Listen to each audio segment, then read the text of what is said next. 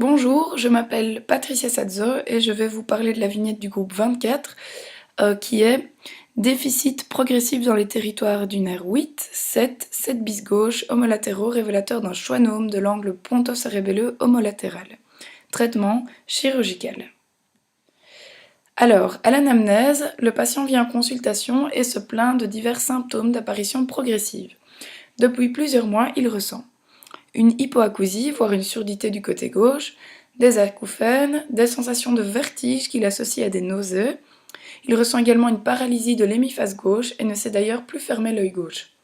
Il ressent également une perte du goût au niveau antérieur de la langue. L'examen clinique révèle plusieurs choses. Tout d'abord, un signe de Bell positif du côté gauche. Donc le signe de Bell, c'est quand on force le patient à fermer les yeux. Il n'y arrive pas du côté paralysé et le globe oculaire monte en haut et en dehors. On observe également un signe de Romberg positif. Donc le signe de Romberg, on demande au patient de fermer les yeux et ici il va perdre l'équilibre. Un réflexe cornéen aboli du côté gauche. Donc le réflexe cornéen, c'est quand on applique quelque chose contre la cornée, la personne doit subitement fermer les paupières, ce qui n'est pas le cas ici. On observe également un visage asymétrique.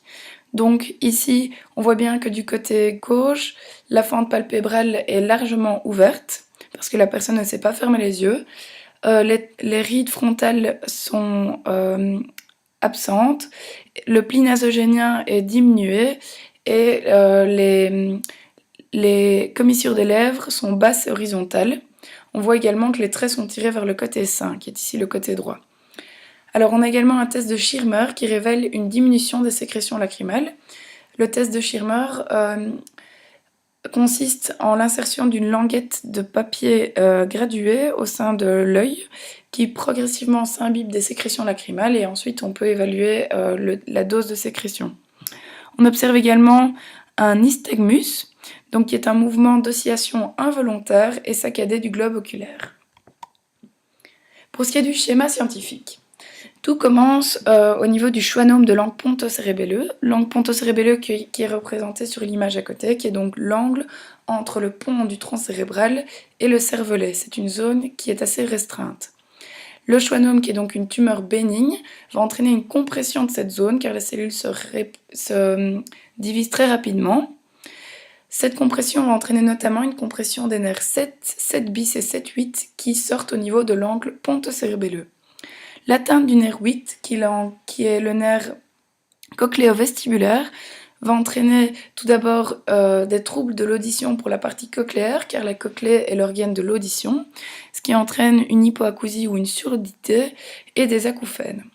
Pour ce qui est de la partie vestibulaire, comme le vestibule est l'organe de l'équilibre et qu'il faut qu'il y ait intégrité du vestibule droit et gauche pour qu'il y ait équilibre, ici, comme le vestibule gauche est atteint, le vestibule droit ne s'est pas compensé, et donc la personne va ressentir des vertiges qui entraînent chez elle des nausées, un signe de Romberg positif et un nystagmus. Pour ce qui est de l'atteinte du nerf 7 bis, qui est la partie sensitive du nerf facial, on observe une perte du goût au niveau des 2 tiers antérieurs de la langue, car c'est la partie qui l'innerve, une diminution des sécrétions salivaires et lacrymales, car elle innerve ses glandes, et la diminution des sécrétions lacrymales entraîne un test de Schirmer positif.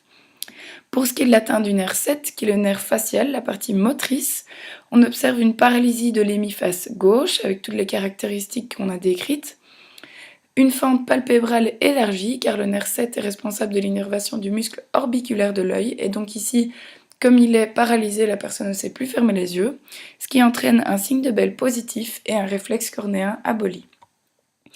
Pour ce qui est du traitement chirurgical, en fait, on le voit bien ici sur le scan, donc on voit bien que l'approche la plus facile est de passer derrière l'oreille, comme on le voit sur la photo.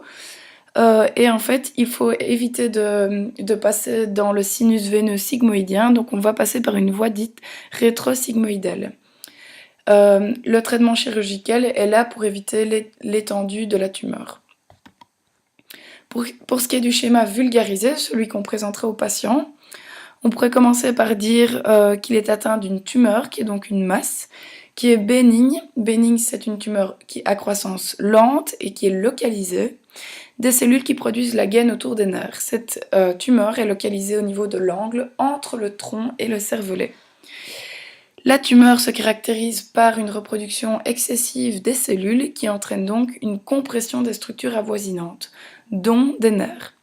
On observe d'abord une compression du nerf vestibulo-cochléaire, dont l'atteinte de la partie cochléaire va entraîner une diminution de l'audition, voire une surdité et des acouphènes, car la cochlée est l'organe de l'audition.